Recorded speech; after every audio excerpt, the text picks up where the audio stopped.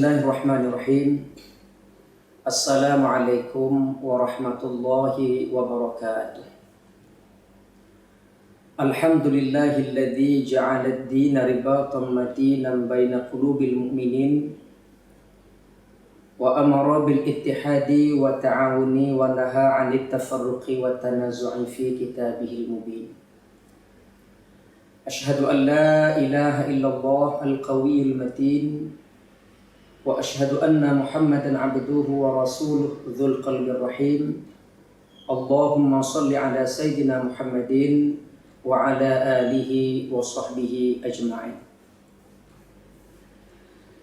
Wa qala Allah ta'ala fil Qur'anil Karim, a'udzu billahi minasy syaithanir rajim. Bismillahirrahmanirrahim. Wa allafa baina qulubihim law anfaqta ma fil ardi jami'a ma allafta baina qulubihim walakinna Allah allafa bainahum innahu azizun hakim. Shadaqallahul azim. Pemirsa yang dirahmati Allah Subhanahu wa taala, Rasulullah sallallahu alaihi wasallam bersabda dalam hadis rawahu Imam Bukhari, Inna awwala ma yanzuru fihi min amalil abdi yawmal qiyamati as-salah. Sesungguhnya amal yang pertama yang diperhatikan oleh Allah Subhanahu wa taala dari amal seorang hamba pada hari kiamat adalah salat. Salat adalah amal yang sangat diperhitungkan dari sekian banyak amal. Maka sebagai mau'izah singkat pada hari yang berbahagia ini, kita akan berbicara tentang salat, persatuan dan persamaan. Para pemirsa yang dirahmati Allah Subhanahu wa taala, sebaik-baiknya salat adalah salat berjamaah. Tetapi dalam suasana hari ini, dalam ujian Allah Subhanahu wa taala berupa COVID-19, di mana daerah-daerah yang sudah ditetapkan sebagai zona merah tentu mengikuti apa yang disampaikan oleh Majelis Ulama Indonesia, sebaiknya sholat di rumah, bisa berjamaah. Tetapi hakikatnya adalah dalam kondisi keadaan yang normal, sebaik-baiknya sholat adalah berjamaah. Rasulullah bersabda, sholatul jamaah tafdulu ala sholatil fardhi bi 27 darajah. Sholat berjamaah itu lebih utama daripada sholat sendiri 27 derajat. Lalu apa hikmah dari kita melaksanakan ibadah sholat berjamaah?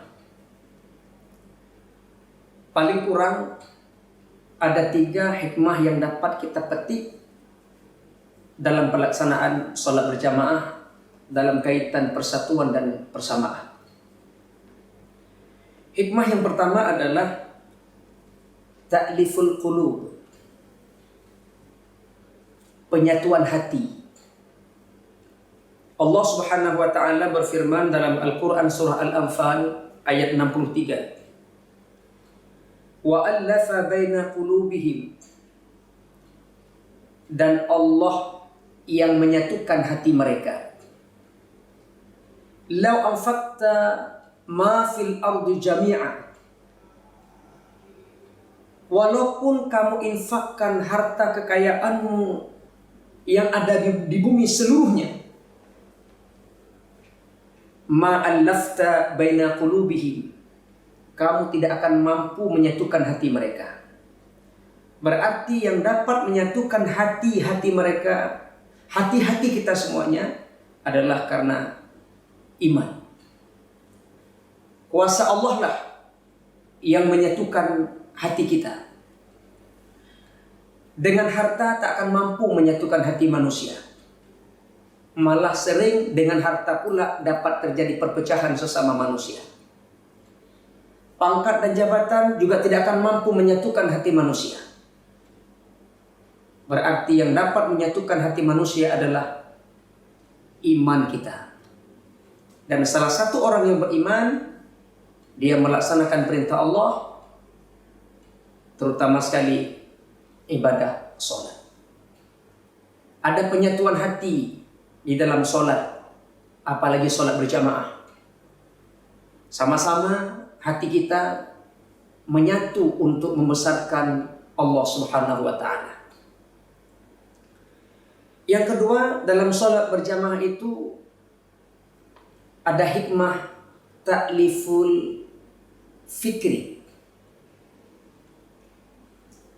penyatuan fikir. Sama-sama kita memusatkan fikiran,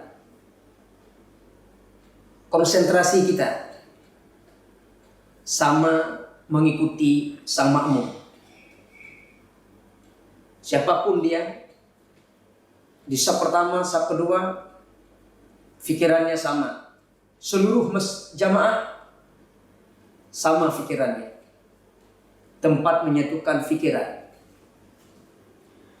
Dan yang ketiga, sholat berjamaah itu dapat menyatukan gerakan, atau dalam bahasa lain ta'liful harakah.